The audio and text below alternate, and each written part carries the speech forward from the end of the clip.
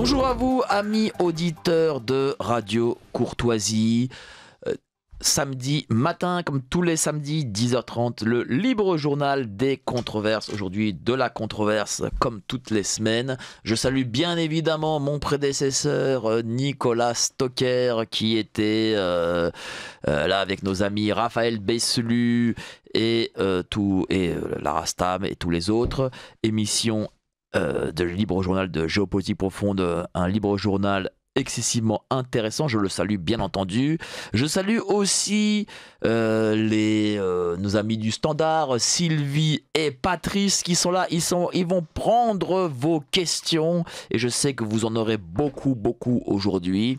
Et bien entendu, je salue Virginie, alias, j'ai appris ça, Nini Vlam, la chanteuse. Elle chante en plus du rock, de la variété. Elle chante de tout. Nini Vlam, pardon.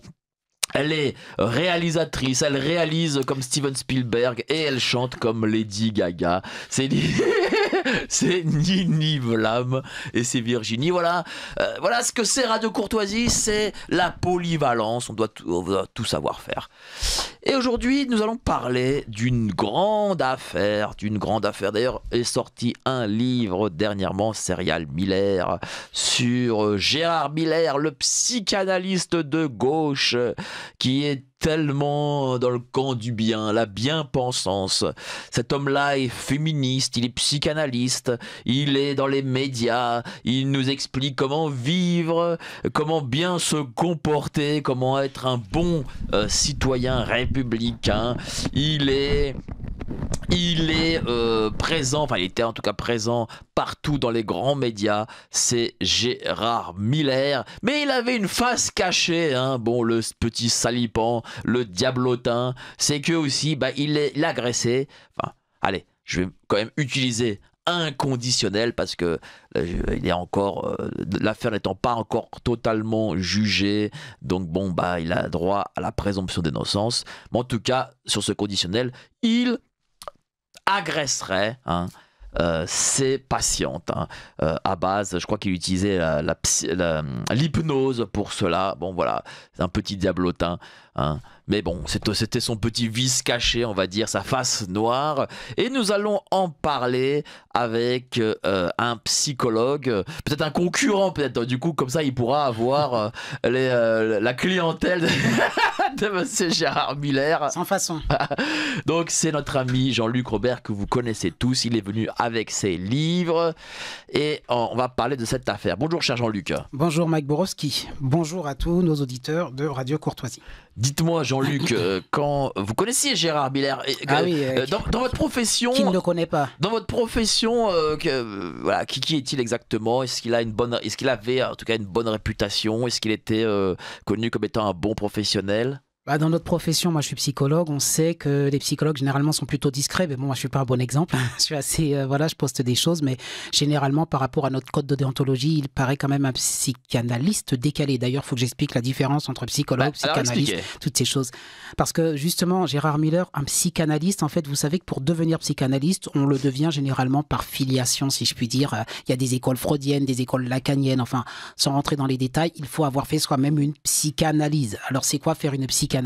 C'est aller voir une psychanalyste parce qu'on vous a recommandé son nom, une ou un psychanalyste, et puis c'est pendant des années, généralement c'est pas un mois ou deux, des années, vous vous allongez sur un divan et puis vous avez face à vous un psychanalyste généralement qui a une grosse expérience et puis qui va vous écouter pendant des années, parler de vous-même, vous remettre en question et tout ça. Et quand vous avez fait ce long périple là de 2, 3, 4, 5 ans de psychanalyse, alors le psychanalyste vous intronise et vous fait rentrer dans le cercle et vous dit, bon, vous êtes prêt pour devenir vous-même psychanalyste. C'est vraiment une sorte de filiation. Alors, il y a des écoles, mais il n'y a pas on peut devenir, vous pouvez devenir, monsieur Borowski, psychanalyste, si vous décidez de le faire, de l'être sans avoir de diplôme particulier.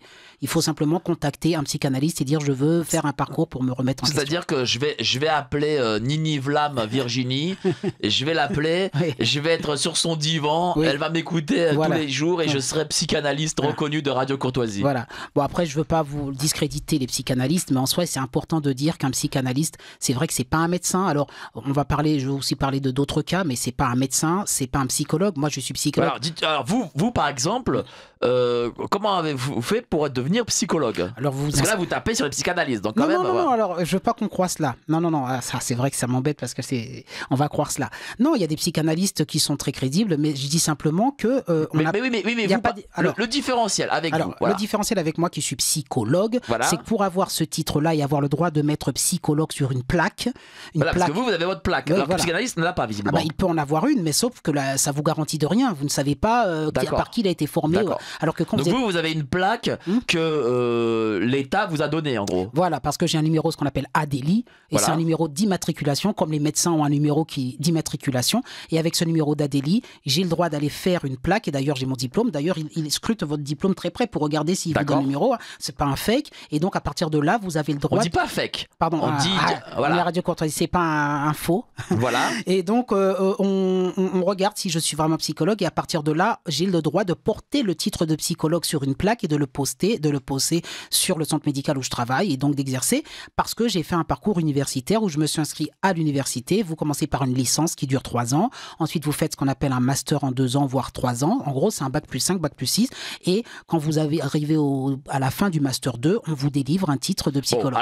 À l'époque, ça s'appelait DESS ou DEA. DEA, DESS. Mais quoi qu'il arrive, on vous délivre un titre universitaire au bout de 5-6 ans, voire 7 ans. Ça dépend du temps qu'on met. Et alors, je peux vous assurer, vous avez ce qu'on appelle des partiels tous les 6 mois. Vous savez ce que c'est que les partiels? Et ça rigole pas. Alors, même si c'est pas... je veux dire, c'est assez usant. C'est tous les 6 mois, vous devez passer des examens et répondre à des questions. Et vous êtes psychologue clinicien. Clinicien, oui, bon. C'est le truc... Voilà. Expliquons aux gens, parce que du coup, ça vous donne en plus grande légitimité.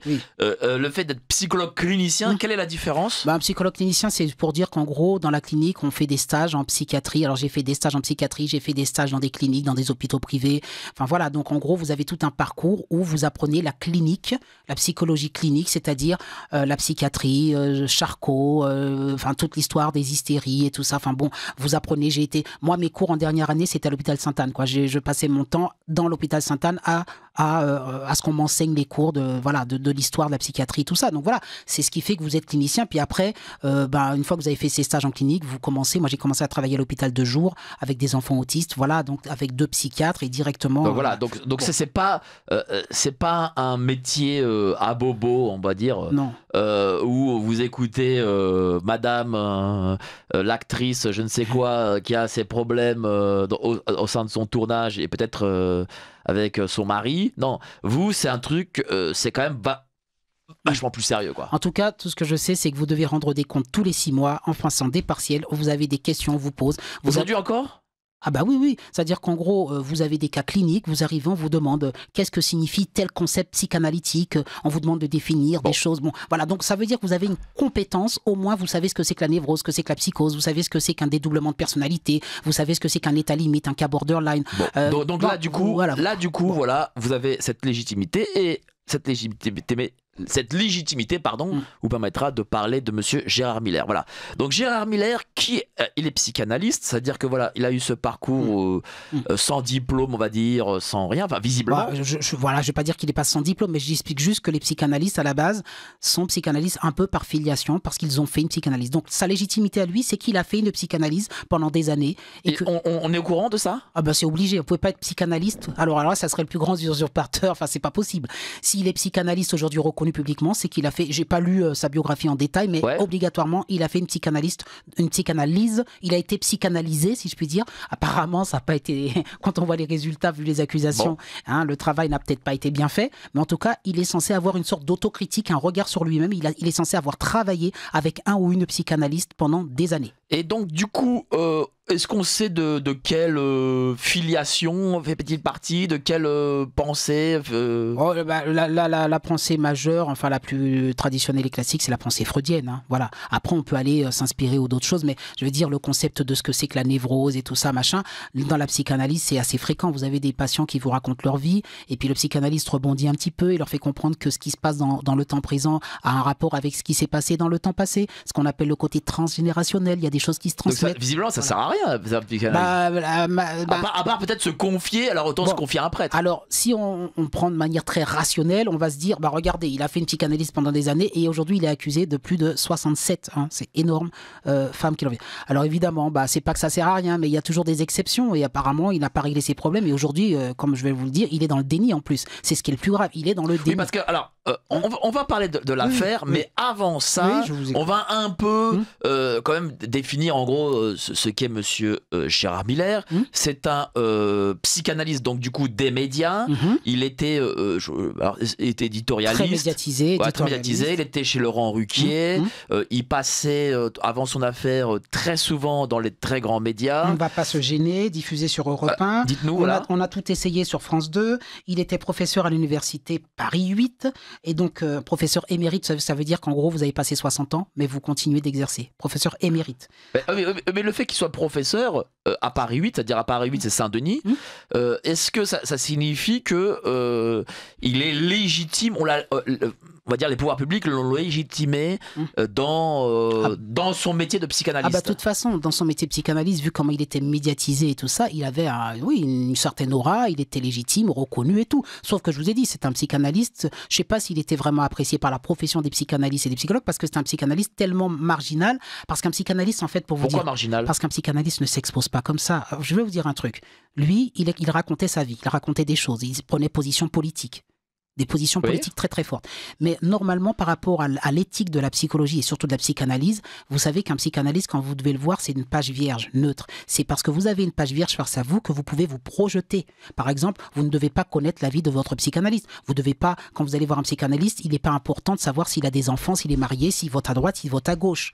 C'est extrêmement... Moi, je suis peut-être pas le bon exemple, parce que justement, moi, c'est du côté... Mais vous n'êtes pas psychanalyste aussi. Oui, je suis psychologue quand même. Enfin, en soi, normalement, un psychologue par rapport à son code de déontologie, parce qu'il a des patients face à lui, il ne doit rien renvoyer, juste de la neutralité, et on ne doit rien savoir de lui. Là, Gérard Miller, pour le coup, on savait qu'il était extrême gauche, dans le parti mélenchoniste, défendait des causes. Alors, comme c'est la cause de la bien-pensance, je pense que c'était bien vu quelque part par le peuple, par le grand public, mais pour les psychanalystes, c'est une sorte de faute en fait. Justement, quelles sont les causes qu'il défendait? C'était le féminisme. Voilà, surtout. le féminisme, la bien-pensance. On sait qu'il y a eu une émission où il a défendu, il s'est insurgé contre justement le fameux MeToo, le fameux harcèlement. Vous savez, c'est le Tartuffe, c'est-à-dire qu'à l'époque, on ne savait pas ces histoires. Et bizarrement, comme... Qu'est-ce qu'il a dit justement sur ce fameux MeToo? Il a dénoncé, il a dit simplement qu'aujourd'hui, il comprenait que les femmes avaient évolué et qu'elles n'acceptaient plus ce positionnement et qu'elles faisaient bien de se rebeller. Et en fait...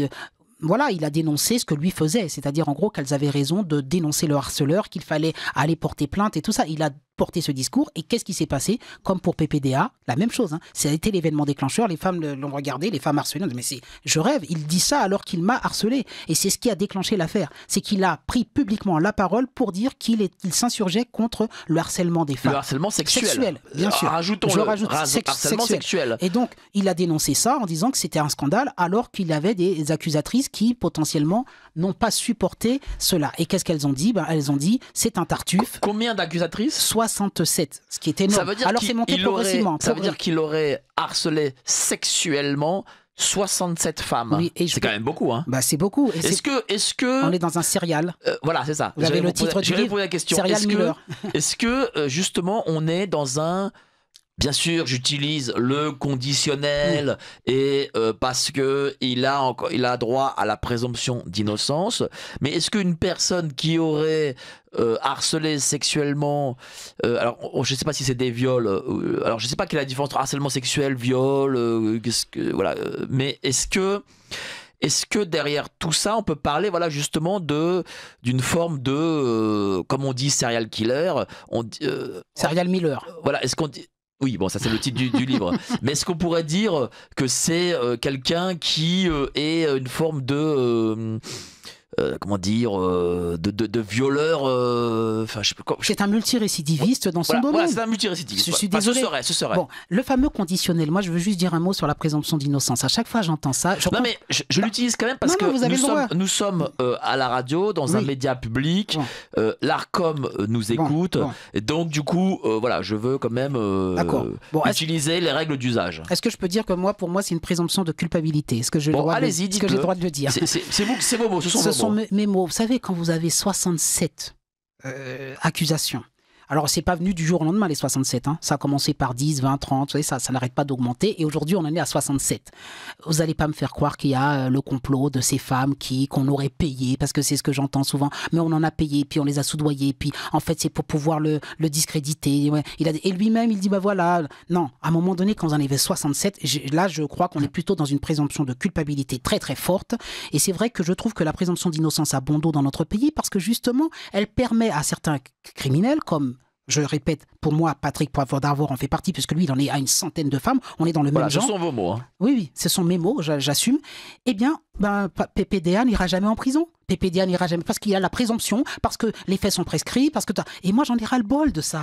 J'en ai ras-le-bol, je veux taper du poing sur la table, et je vais vous décrire le modus operandi, le mode opératoire de Gérard Miller. Je vais vous décrire tous les témoignages. Il y a des témoignages, il y a des preuves, il y a des choses assez concrètes qui montrent que cet homme-là devait se faire soigner, et qu'il a commis. Alors, comme vous expliquez la différence entre harcèlement, le harcèlement, ce sont des mots lourds et compagnie, puis l'agression sexuelle, c'est quand vous commencez à être tactile et que vous touchez la personne à des endroits où elle ne le souhaite pas, que vous lui faites un baiser de force. Et Gérard Miller, selon les témoignages, a fait tout cela en profitant d'hypnose. Mais je veux décrire le mode opératoire si vous voulez bien. D'accord, mais on va parler du mode opératoire. Mais avant ça, vous, en tant que psychologue, comment vous définiriez le fait que voilà, on a quelqu'un qui se dit constamment féministe auprès des grands médias et qui en fin de compte au final et puis même je trouve même qu'il était assez zélé dans son féminisme, c'est-à-dire qu'il expliquait aussi que tous les hommes qui étaient accusés par une femme étaient forcément coupables. Et donc du coup, comment vous expliquez ce discours public et ce qu'il faisait, enfin ce qu'il ferait, ce qu'il aurait fait à côté? Je pense que c'est une auto-persuasion. C'est quelque part, vous savez, je veux faire le parallèle avec le politicien de gauche qui a violé une jeune fille de 4 ans qui était handicapée. Vous avez entendu parler, je n'ai plus son nom, si vos auditeurs le retrouvent. Mais vous connaissez ce cas? Il a été vraiment... D'accord, oui. Et cet homme, il se présentait comme le chantre, le défenseur de la cause des enfants et tout ça. Et il était dans des associations. C'est vraiment, si un auditeur peut dire le nom, c'est un politicien de gauche. Il était dans des associations. Si vous avez le nom, n'hésitez pas à envoyer ça aujourd'hui. Très facile à trouver. Dans des associations de gauche, il défendait les droits de la femme, de l'enfant. Oui, un Français, un politicien français. Il est très connu. Et après, un handicapé, une enfant handicapée. Donc, profiter du handicap. Bon, voilà. Et pourtant, comment vous expliquez ça? Je pense que ce sont des personnes qui essaient de s'acheter une sorte de bonne conscience et qui essayent de se persuader à travers, sont des personnages clivés, hein, c'est-à-dire une sorte de, un personnage fictif. C'est comme un décor Potemkin, si je puis dire. Ils essayent de se persuader qu'ils sont de bonnes personnes. Et je pense que Gérard Miller, il avait ce double visage, c'est le cas de le dire, la face cachée de Gérard Miller, c'est qu'il avait... Bien sûr, s'il se regarde dans la glace, il sait très bien ce qu'il fait, Gérard Miller, et il a bien conscience de ce qu'il fait, mais je crois qu'il a tellement envie de se persuader. Alors ça, c'est ce qu'on appelle, je vous expliquerai, du rationalisme, c'est-à-dire qu'il essaye de se convaincre et de s'auto-persuader qu'il ne fait pas le mal et que ses victimes, elles sont consentantes. Il est persuadé, comme PPDA, qu'il a un charme fou, alors que le gars, il a 76 ans aujourd'hui, et que quand il draguait, qu'il abusait des femmes, vous imaginez, il avait des fois 50 ans, 60 ans, et il arrivait à abuser de femmes de 16, parce qu'il y avait des mineurs, 16, 17 ans, et il arrive à se persuader que la fille de 16-17 ans, il a tellement de charme, il est tellement bon, charismatique, psychanalyste, elle est tellement charmée par tout son charisme qu'elle a envie de lui et qu'elle a eu envie de ce qui s'est passé. Voilà. C'est une auto-persuasion et je pense que réellement, c'est une façon de... Parce que s'il se regardait vraiment dans la glace, il se détesterait. Et je pense que, vous savez, on a tous besoin... Mais qu'est-ce que ça veut dire? Ça veut dire qu'en fait, lorsqu'il prend ses prise de position, il arrive à se dire tiens, je suis en fait un mec bien. Oui. Je suis pas, je ne serai pas cet agresseur qu'en réalité je suis dans la vie. Oui, parce que l'ego,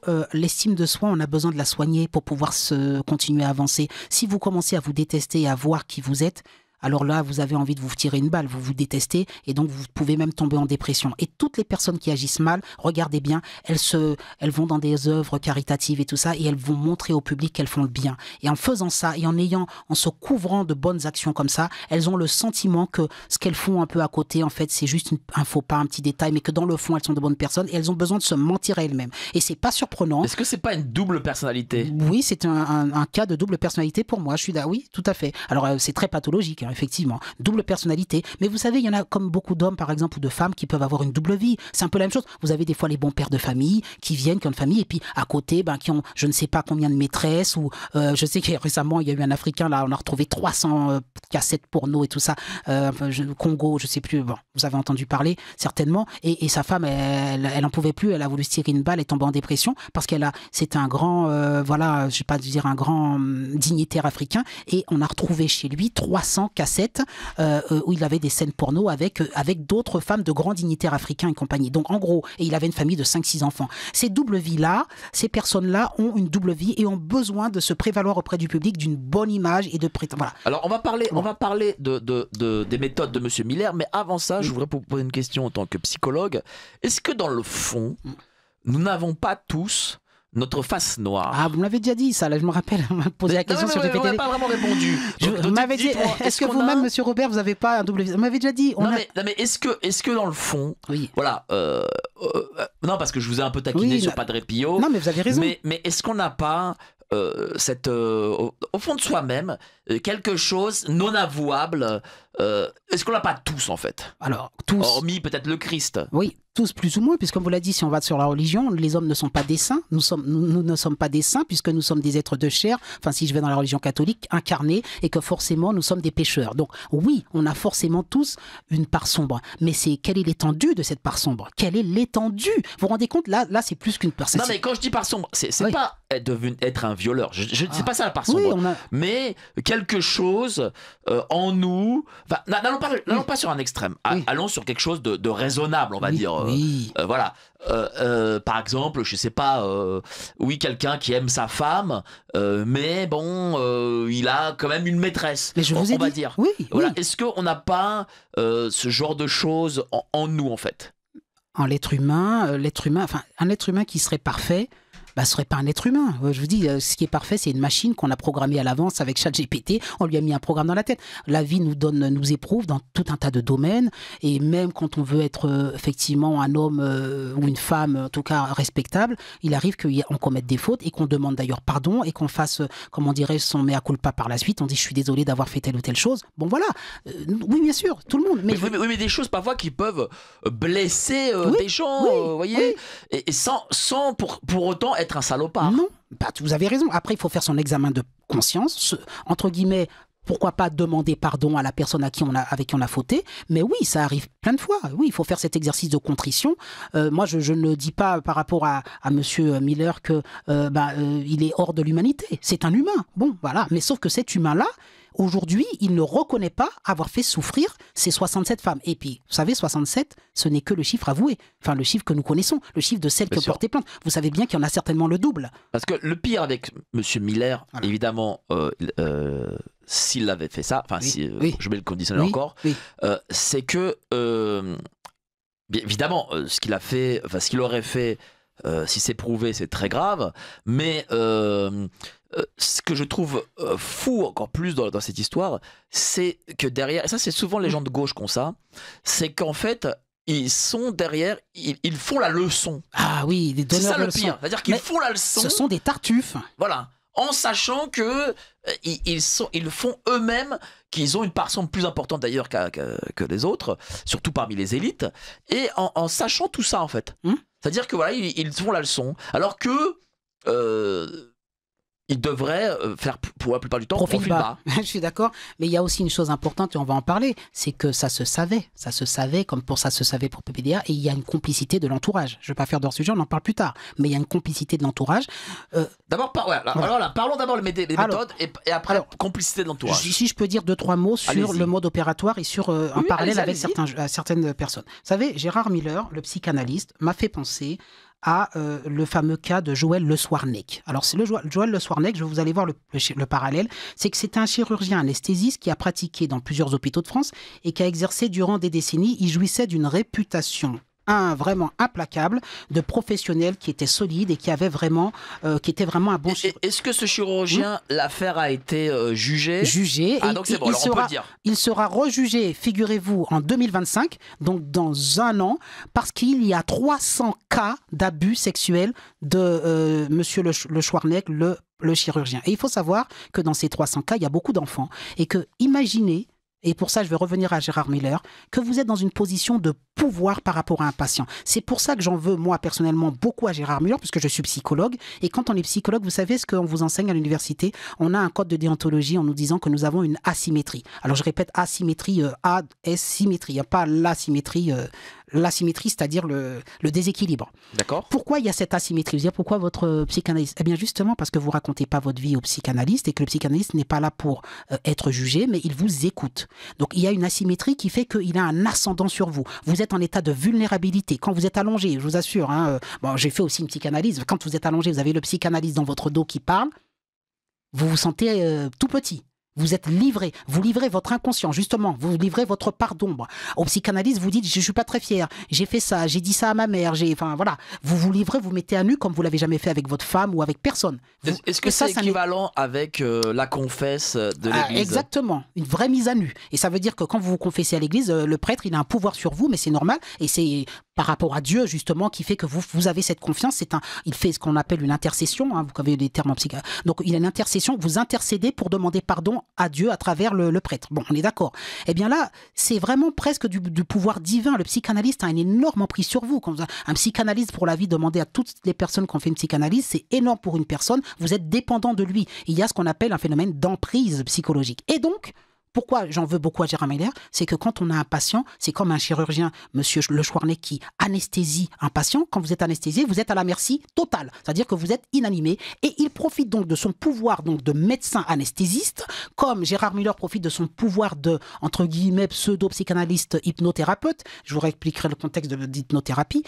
Pour pouvoir donc mettre les dames dans un état de semi-conscience et commencer des attouchements et compagnie, voire aller jusqu'à la pénétration des rapports sexuels. Donc ça, pour moi, profiter de sa profession. Vous savez, alors que vous prêtez serment. Alors les médecins, vous savez, prêtent serment d'Hippocrate. Donc là, monsieur Le Soirnec, qu'est-ce que je voulais que je vous dise? Le serment d'Hippocrate, c'est jurer de protéger, comme un peu sur la Bible, et de respecter l'intégrité de ses patients. Quand vous allez voir un médecin, vous lui faites confiance intégralement. Et imaginez, vous avez un fils, vous avez une fille, elle a 10 ans. Vous allez voir le docteur Le Soirnec, elle doit se faire opérer de l'appendicite. Vous lui confiez votre fille, et en fait, il l'endort, il l'abuse et il la viole. Mais c'est juste impensable de la part d'un médecin. Donc pour moi, ce sont des faits aggravants, des circonstances aggravantes qui fait que, voilà. Alors on reparlera de Le Soirnec, je vais revenir sur Miller, mais Le Soirnec a été condamné une première fois à 15 ans de prison, qu'il a fait d'ailleurs, 15 ans de prison. Et là, il va être probablement condamné à nouveau en 2025, en tout cas rejugé pour 300 cas. 300 cas 300 cas. Les cas de la prison qui a été faite par le docteur Le Soirnec, c'était juste pour 5-6 cas, si je puis dire, et c'est déjà énorme. 5-6 cas, parce que dans son voisinage, il a tripoté une jeune fille et compagnie. Bon, il a fait des choses et ça a été reconnu. Et juste pour terminer sur lui, l'ordre des médecins. Il n'était pas de gauche. Je ne sais pas de quoi il était. Il faut que vous sachiez, monsieur Borowski, que l'ordre des médecins a protégé, et là on va en parler, l'ordre des médecins a protégé Le Soirnec parce qu'ils étaient au courant. Et qu'est-ce qu'ils ont fait, l'ordre des médecins? Est-ce qu'ils l'ont suspendu, à votre avis? L'ordre des médecins était au courant des agissements. On a retrouvé des images de pédocriminalité dans l'ordinateur de Le Soirnec. Ouais. Ils ne l'ont pas condamné, ils ne l'ont pas arrêté. Ils l'ont laissé continuer d'exercer. Ah bon? Oui. Mais c'est fou ça. Attendez, voilà. Là, on va quand même ouvrir une petite parenthèse de 3 minutes. Oui. Pourquoi? Parce que moi, j'ai assisté à nombre de discipline, de conseils disciplinaires au conseil de l'ordre des médecins, des pharmaciens, d'autres conseils de l'ordre aussi, d'avocats, pour par exemple Monsieur Divisio en tant qu'avocat, pour professeur Perron, pour docteur Amin Lumlil. Pourquoi? Parce qu'ils étaient accusés par leur ordre d'avoir un peu trop parlé pendant la crise sanitaire. Et donc, par exemple, monsieur docteur Amin Lumlil, comme docteur Agrès, ont été exclus de leur profession et ça a été très très dur, c'est-à-dire qu'ils ont été ils ont eu face à eux pas des collègues médecins ou pharmaciens ou que vous voulez, mais ils ont eu face à eux des procureurs et donc ils ont été exclus parce que par exemple Denis Agrep aujourd'hui n'est plus médecin, alors qu'il était médecin urgentiste parce qu'il a dit certaines choses sur la crise sanitaire et certaines choses que faisaient les pouvoirs publics qui n'étaient pas bonnes pour les gens. Et à cause de ça, tous ces gens ont été exclus. Et vous me dites que ce chirurgien-là, qui a, parce que visiblement il a été jugé, violé nombre de patientes, a été couvert par le Conseil de l'Ordre. C'est un scandale. Le Conseil de l'Ordre, vous le découvrez peut-être, mais c'est un organisme politique. C'est un organisme politisé et qui est un organisme de censure. Et donc le Conseil de l'Ordre n'est pas neutre et que les idées politiques, manifestement, de ce Conseil de l'Ordre, c'est que les injections, il ne fallait pas en parler, il ne fallait pas être du côté... Voilà, c'est toute une propagande que vous avez déjà décrite plein de fois. Et donc forcément, ces personnes qui s'insurgeaient et puis qui avaient une voix un peu dissidente, on les a fait taire, on les a exclus. Voilà. Mais c'est de la politique, c'est pas de la médecine. Et donc, voyez là, ce médecin on a retrouvé des images pédopornographiques dans son ordinateur avant qu'il commette les crimes qu'il a commis envers des petits, eh bien, il continue d'exercer ce qui lui a permis de commettre ces crimes. Donc voilà, l'ordre des médecins, pour moi, c'est à géométrie variable. Bon, c'était juste pour vous dire, je termine avant juste de répondre sur Gérard Müller, c'est que c'est extrêmement important pour parler de cette impunité et de silence prolongé. Les deux hommes, je reprends sur le Schwarzenegger, il a eu des soupçons dès 2005. En 2005, il a été condamné à une peine de prison avec sursis pour justement des images pédopornographiques qu'il avait achetées et il n'y a eu aucune sanction de la part. En 2017, il y a eu vraiment le scandale qui a éclaté. Donc imaginez, 2005, on découvre les images pédopornographiques, le Conseil de l'Ordre est au courant, il est condamné en 2017. Vous savez compter entre 2005 et 2017 combien d'années? Pendant 12 ans. 12 ans d'impunité. Le Conseil de l'Ordre l'a laissé agir. Et donc quand on s'est vu qu'en 2017, oh là là, il y avait, donc je répète, c'est à Jonzac, en Charente-Maritime, une jeune fille de 6 ans qui a porté plainte parce qu'elle s'est fait toucher. Il y a eu tout un tas de choses. Il y a eu 2 nièces, parce qu'il y a aussi dans la famille de l'inceste. Des nièces dans la famille. Bon, il y a eu beaucoup de choses comme ça. Et à un moment donné, on l'a jugé, condamné à 15 ans de prison. Et voilà. Mais je ne parle même pas des cas qu'il a eu sous anesthésie. Ça va être jugé en 2025. Donc là, je pense qu'on pourra refaire une émission que sur ce bonhomme. Mais c'est juste pour vous dire que là, il va avoir... de toute façon, il a déjà 74 ans, je crois. Voilà. En gros, il a pu faire ce qu'il voulait de manière dans l'impunité la plus totale pendant toute sa vie. Aujourd'hui, c'est un vieillard, 74 ans vieillard. Non, c'est pas un vieillard. Un vieil homme. Non, c'est pas un vieil homme. C'est un... il est, disons que sa vie n'est pas devant lui. Quoi. Voilà. Et il a quand même pu profiter et faire toutes ces cochonneries pendant des décennies. Et aujourd'hui, on nous dit qu'on va le rejuger en 2025. Vous voyez comment fonctionne la justice et comment fonctionne le Conseil de l'Ordre. Donc Gérard Müller qui a 76 ans, je vous répète qu'il y a 67 cas et qu'il y en a certainement le triple. Qu'on a juste les 67 qui ont eu le courage, entre guillemets, de le dénoncer. Et vous imaginez que 76 ans, Gérard Müller, il est psychanalyste depuis au moins 40 ans. Voilà, donc pendant 40 ans, vous savez ce qu'il a fait. Voilà. Et bon, puisque je devais décrire le mode opératoire, vous avez peut-être des questions, mais le mode opératoire... Mais tiens, est-ce qu'il y a un conseil de l'ordre pour les psychanalystes, des choses comme ça? Non, mais on est censé se faire psychanalyser et avoir ce qu'on appelle tout le temps dans des supervisions. Voilà. Donc les supervisions font que... Mais je ne sais pas si Gérard Müller est vraiment supervisé aussi dans ces... De toute façon, normalement un psychanalyste, c'est toute sa vie qu'il se fait superviser. Et je ne crois pas que Gérard Müller disait à son psychanalyste qu'il avait son penchant et qu'il avait tendance à faire ce qu'il faisait. Voilà, je pense qu'il ne se confiait pas là-dessus et qu'il se mentait à lui-même. Pour le mode opératoire... Voilà, le mode opératoire. Comment il agissait sur ces 67 personnes? Extrêmement important de dire qu'il repérait l'état de vulnérabilité de jeunes filles. Dans les émissions qu'il animait, dans lesquelles il était la star vedette, comme vous le savez, donc j'ai repéré sur France 2 ou à la radio, on a tout essayé. Je ne sais pas si vous avez vu ces émissions. Il était vraiment, il illuminait. On va se gêner, ça s'appelle l'émission. À la radio, il avait sur Europe 1, etc. Et à l'université, il repérait des jeunes filles. Ces jeunes filles, il leur demandait réellement, il posait des questions et assez rapidement, il les invitait à venir chez lui. Alors déjà, j'alerte toutes les personnes qui ont un psychanalyste. Jamais un psychanalyste vous dit « viens boire un coup à la maison ». Jamais.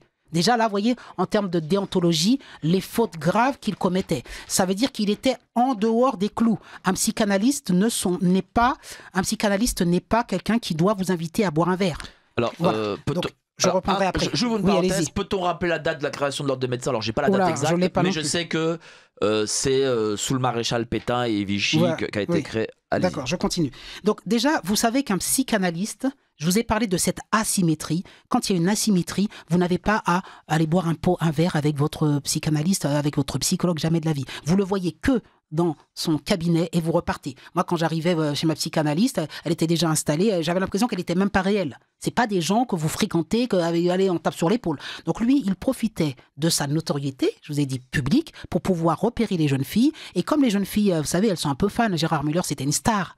On vous demande un autographe et tout, eh bien, il pouvait les ferrer, si je puis dire, enfin c'est un terme, c'est pas très beau, mais comme ça, les faire tomber dans son piège et leur dire de venir à la maison, etc. Donc les filles venaient, mais toujours sous couvert de « je vais te faire découvrir ceci, tu sais, je suis en train de tester une nouvelle méthode d'hypnose, j'aimerais bien te montrer ». Donc les filles se sentaient privilégiées, un petit peu, vous savez. Bon, et puis quand elles arrivaient à la maison, eh bien, il commençait sa technique d'hypnose. Alors il disait, mais c'est pas vraiment d'hypnose, hein, c'est juste pour faire un protocole. Mais évidemment, c'était de l'hypnose, me semble-t-il, où elles n'avaient plus tout leur discernement. Et là... Est-ce que, attendez, alors j'ouvre une parenthèse, est-ce que l'hypnose en effet ça fonctionne? Est-ce que les gens, parce qu'on a l'image d'Épinal avec, vous voyez, le pendule face aux yeux, mais est-ce que, en effet, quand un professionnel hypnotise quelqu'un, est-ce qu'en effet, la personne qui est hypnotisée, comment elle se sent? Est-ce qu'elle est dans les vapes? Est-ce qu'elle est manipulable? Comment ça se passe? C'est un phénomène de suggestion psychologique qui a été démontré. Je vous explique qu'il y a à l'hôpital Sainte-Anne aujourd'hui des gens qui, sous hypnose, font des opérations.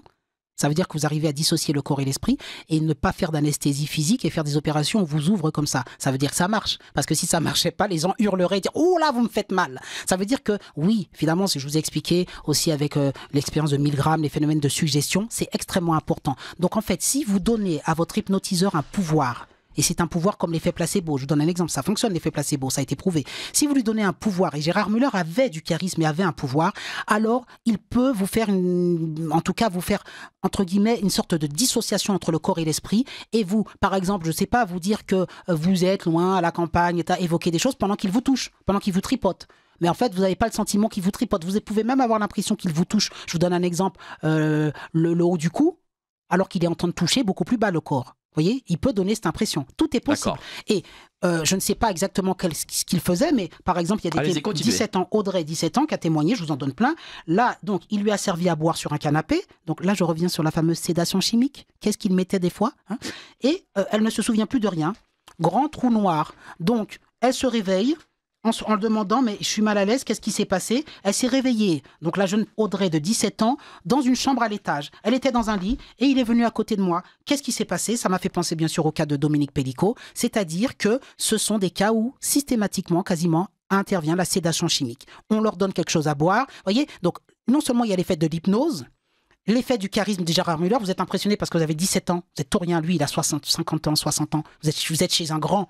Et vous êtes toute petite, vous bougez pas. Bon, déjà ça, il y a l'effet d'être impressionné, l'effet de l'hypnose. Alors peut-être qu'il était bon en tant qu'hypnotiseur en plus, hein, donc ça. Et l'effet que vous n'êtes rien entre ses mains parce que vous pouvez pas sortir. Vous pouvez pas dire ah, t'es en train de me violer parce que finalement vous n'avez pas le sentiment d'être violé. C'est après coup que les victimes se disent mais qu'est-ce qu'il m'a fait? Je me suis réveillée en haut. Pourquoi je me suis endormie? Mais oui, c'est vrai, j'ai pris quelque chose, j'ai bu quelque chose. C'est-à-dire qu'à un moment donné, il y a un effet de confusion. Et lui, il profite de cet état de confusion. Et puis quand vous vous êtes rendu compte que vous êtes fait finalement violer, quand vous arrivez à mettre un mot, parce que beaucoup de victimes sont dans le déni aussi. Elles ont honte de ça. Quand vous arrivez à mettre un mot, vous dites mais je ne vais pas porter plainte contre le grand Gérard Müller, personne ne va me croire. Et puis vous croyez que vous êtes la seule. C'est très classique, hein. Vous croyez que ça vous est arrivé qu'à vous. Et puis vous pensez même, culpabilité, que vous avez participé à ça. Vous dites c'est de ma faute, j'étais peut-être un peu aguicheux, je vais peut-être laisser croire quelque chose, j'étais peut-être habillée de manière provocatrice. Voyez-vous, ça c'est tout un classique, un dispositif psychologique qui est mis en place pour une sorte d'auto-accusation. Les victimes s'auto-accusent et disent j'aurais pas dû. Donc elles sont culpabilisées et elles ne portent pas plainte la plupart du temps. La bonne question, c'est pourquoi ça ressort maintenant? C'est toujours la même chose quand j'avais posé avec l'abbé Pierre. Pourquoi, alors que cet homme, dans l'impunité la plus totale pendant 30, 40 ans, a pu commettre ça et ça ressort maintenant? Alors, vous allez y répondre. Auditrice qui me demande, plutôt que de parler de personnalité politisée, ne vaut-il pas mieux parler de francs-maçons protégés par l'horloge? Bah oui, c'est possible aussi. Après, moi je ne sais pas si monsieur Gérard Miller est franc-maçon. En tout cas, on sait qu'il est de gauche. Vous savez, est-ce qu'il est franc-maçon, vous le savez ou pas? Non, mais je sais on est dans notre sujet. Il a été protégé. C'est ça, oui, c'est ça le sujet. Il a été protégé. Pas par la confrérie peut-être des francs-maçons. C'est possible, moi je sais pas. Hein. Mais peut-être par la confrérie, je vais vous dire laquelle. Laquelle? Elle est fiste. LFiste. Ben oui, parce que vous savez que Gérard Müller... Alors on sait déjà que Jean-Luc Mélenchon est franc-maçon, lui, pour le coup. Bon, eh oui, même si c'est pas directement les francs-maçons, mais le fait qu'il soit très proche de Mélenchon, vous savez, il proclamait la défense, il était LFiste, il s'est revendiqué, eh bien je pense qu'il avait toute la confrérie, en tout cas de l'extrême gauche et tout ça, qui le protégeait et qui faisait que cet homme était entre guillemets un saint homme. Alors, moi je suis journaliste, je suis obligé de donner une information quand elle est vérifiée et vérifiable. Si Gérard Miller est protégé, et c'est vrai en effet, les loges protègent les leurs, faut se le dire. Mais je ne sais pas si Gérard Miller est franc-maçon, il n'en a pas parlé. Voilà, moi j'ai pas enquêté dessus, donc voilà. Mais c'est possible, chère madame. Allez-y, continuez. Donc, je termine juste pour dire que il faut parler aussi maintenant de la durée et de l'ampleur des abus. C'est-à-dire que le Soirnec, par exemple, je répète, que... Le docteur Soirnec. Le docteur Soirnec, pardon. Ça, mais pour qu'on comprenne un peu... Il est accusé d'avoir commis des agressions sexuelles sur une durée de 30 années. C'est pas rien. Donc, les nombres de victimes, enfants, adultes, s'élèvent à 300. Et pour parler encore une fois de la perversité, de la perversion de ces hommes-là, vous savez ce qu'il faisait, le Soirnec? Le docteur le Soirnec, il avait un petit carnet dans lequel il relevait tous les faits. Et c'est là que je vais faire un parallèle avec les serial killers. Vous savez qu'on a fait une émission intéressante l'autre jour sur GPTV, avec un livre je ne me rappelle plus du titre, pardon, mais en tout cas sur les serial killers. Oui. Et je vous ai expliqué que le mode opératoire, il y avait des collectionneurs. Ils collectionnaient des choses. Notamment, ils notaient dans les petits carnets ce qu'ils avaient fait. J'ai enlevé un bras, j'ai enlevé ci. Et des fois, ils collectionnaient même des parties du corps. Eh bien, ce qui est intéressant, c'est que les carnets du docteur Le Soirnec s'appelaient, écoutez bien, Kékette ou Vulvette. Son carnet s'appelait comme ça. Voilà. Alors, vous imaginez, dans le carnet Kékette ou Vulvette, ce qu'on retrouvait. C'est-à-dire on a retrouvé c'est-à-dire que lui, il n'est pas dans le déni, on va en parler. Lui, il dit, oui, j'ai fait ces choses-là. Il dit, d'ailleurs, qu'il est scatophile. Enfin, il a expliqué tout ce qu'il était. Il dit, je suis un pervers, je suis un scatophile. Lui, Quoi, ce docteur anesthésiste disait tout ça? Ah oui, il a reconnu, quand il a dit, je suis tout ça. Et il y a une jouissance, on est vraiment très très proche du serial killer. Est-ce que l'on sait si M. Gérard Miller avait aussi ce type de carnet? Alors, on n'a pas retrouvé cela chez lui, mais je voulais juste faire le petit pont, le parallèle, pour dire que c'est de la pathologie. Enfin, je veux dire, on est dans la pathologie. Pourquoi avoir un carnet? C'est quoi? C'est une façon de revivre aussi? Oui, comme je vous l'ai dit, la perversion fait qu'à un moment donné... Vous savez, cet homme, c'est un jouisseur. Monsieur le docteur Le Soirnec, et que la jouissance, à un moment donné, comme vous le savez, il y a l'orgasme, et puis à un moment donné, il y a la petite mort, enfin, si je puis dire, ça retombe. Et donc, quand on a ça, même si on n'a pas la victime, on reprend son carnet, puis on se remémore. Comme vous, entre guillemets, je veux dire, c'est vraiment... j'ai pas de carnet. Non, attendez, j'ai pas fini quand je dis comme vous. Mais quand vous, par exemple, vous feuilletez un carnet de vacances, ou j'en sais rien, un livret de famille, vous regardez les moments que vous avez passés, enfin, je sais pas comment dire, c'est une sorte de remémoration qui vous fait du bien, dire, ah oui, on était parti à la plage, on a fait ici, voilà, ça vous fait plaisir. Et bien dans la perversion, il jouit de quelque chose de très très lugubre, ça veut dire presque satanique, si je peux dire le mot. Enfin, c'est un mot qui est pas très psychologique, mais je le dis quand même. Il est dans une jouissance satanique du mal qu'il a fait, et donc avec ce carnet, c'est un objet précieux pour se rappeler que il a abusé des petites caquettes et des petites vulvettes. Voilà, c'est pour vous dire le truc. Bon, c'est horrible. Mais la grosse différence entre, je pense, Gérard Miller et cet homme-là, c'est que cet homme-là, lui, il assume ce qu'il a fait, presque comme un serial killer, il en est fier. Il le dit, Kékette, moi je suis un scatophile, je suis un pervers. Scatophile, c'est quand on joue avec les excréments et tout ça. Enfin, je vais très très loin très très loin. Il dit, moi j'adore ça, je suis très fier. Il va laisser son nom dans l'histoire alors que Gérard Müller, il est dans le déni total de ce qu'il a fait. Pour lui, il dit, alors le mot que je retiens, c'est, puisque ça, il n'est pas dans ce livre-là, ces mots qu'on n'oubliera jamais, mais en tout cas, moi je retiens, c'est, je suis désolé, mais les filles ont mal compris l'asymétrie. Il en a parlé comme ça. Il a fait une lettre, il a dit, il y a une asymétrie de pouvoir entre elle et moi, et donc quelque part, elles n'ont pas compris. Voilà ce qu'il dit. Mais oui, Gérard Müller, il y a une asymétrie. Et au nom du pouvoir que vous aviez par rapport à ces filles-là, vous auriez dû, comme quand par exemple, je sais pas, vous pouvez avoir un jour une sœur ou je sais pas quoi, une cousine qui dit « tu gardes mes enfants les enfants sont à votre merci. Donc vous avez une asymétrie envers eux, mais parce que vous avez du pouvoir d'adulte, vous n'isolez pas l'enfant dans une pièce pour en profiter pour le tripoter. Je suis désolé. Donc Gérard Müller, oui, il y avait une asymétrie, mais de dire que ces filles n'ont pas bien compris vos intentions, Gérard Müller, c'est ce qu'il explique. Il n'a pas bien été compris. Il reconnaît beaucoup de rapports parmi les 67. Il dit oui, il s'est passé quelque chose, mais comme PPDA, il s'est passé quelque chose de consenti.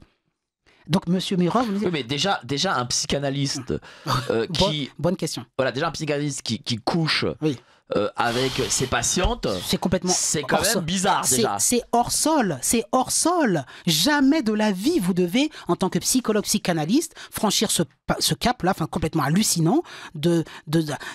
Admettons, le pire des cas, c'est que vous avez une patiente qui vous plaît. Admettons, vous êtes humain, mais vous arrêtez tout de suite la psychanalyse et vous la voyez en dehors à la limite, justement dans une symétrie. Dans une symétrie qui fait que vous pouvez tenter un appel, mais dites, je ne suis plus ton psychanalyste, admettons. Mais là, vous profitez de votre cadre psychanalytique pour pouvoir alors coucher avec eux. C'est juste pas. Donc il reconnaît qu'il y a eu des rapports consentis, comme PPDA reconnaît que dans ses bureaux de TF1, il y avait plein de nanas qui sautaient régulièrement de manière consentie. Mais comment ces hommes de 50, 60, 70 ans peuvent nous faire croire que des filles qui avaient 40 ans de moins qu'elles, avaient envie de coucher avec eux?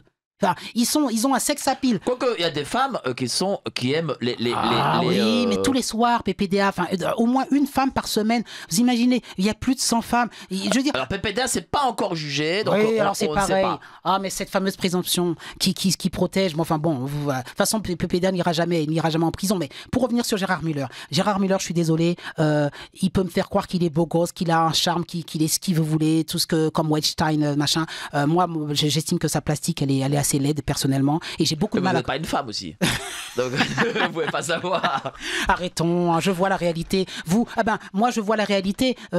Sortez Monsieur Borowski dans une soirée et décidez de rentrer avec une femme chez vous et vous allez voir le boulot que vous avez. On a du boulot, on peut pas réussir à séduire une femme comme ça de 17 ans et dire allez je couche avec, c'est très compliqué. Enfin la réalité. Merci de m'utiliser.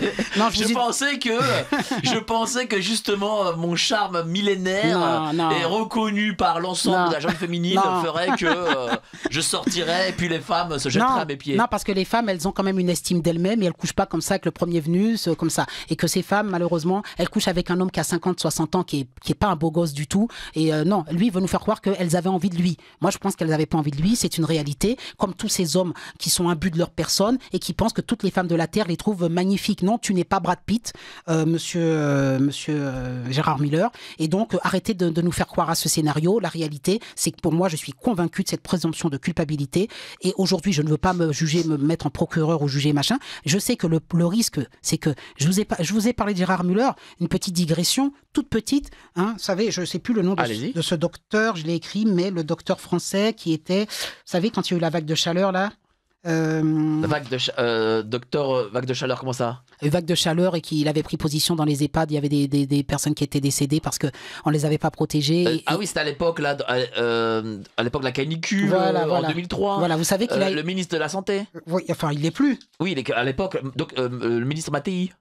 Oui, mais c'est donc parce que j'ai 4 fiches et j'ai écrit dessus. Pelou, docteur Patrick Pelou. Alors, le docteur Patrick Pelou, c'est intéressant parce que... Alors, attendez, on va parler du docteur Patrick Pelou, mais avant ça, le Bobino. Dio Courtoisie, pour qu'on ait des émissions libres comme celle d'aujourd'hui, soutenez-nous. Cette émission en plus est filmée. Vous la retrouverez très très vite aussi sur YouTube. Donc, allez-y, sur docteur Patrick Pelou. Merci de me donner la parole. Vraiment, j'apprécie beaucoup parce que ce sont des sujets extrêmement importants. Le docteur Patrick Pelou, comme Gérard Müller, bénéficiait d'une autorité intellectuelle et psychologique et d'une emprise parce que vous le savez, le docteur Patrick Pelou, il est connu dans la France entière et qu'il a sauvé les gens, enfin vous savez, c'était un camp, quelle année, la canicule, je sais plus.